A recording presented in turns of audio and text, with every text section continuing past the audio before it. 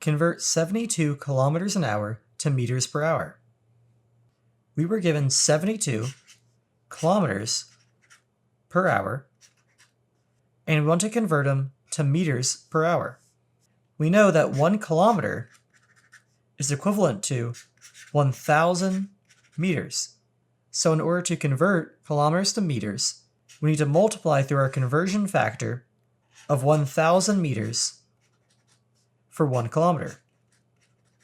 Multiplying through this, we see that the kilometers cancel and leave us with meters. So solving this, we see that 72 kilometers an hour is equivalent to 72,000 meters per hour.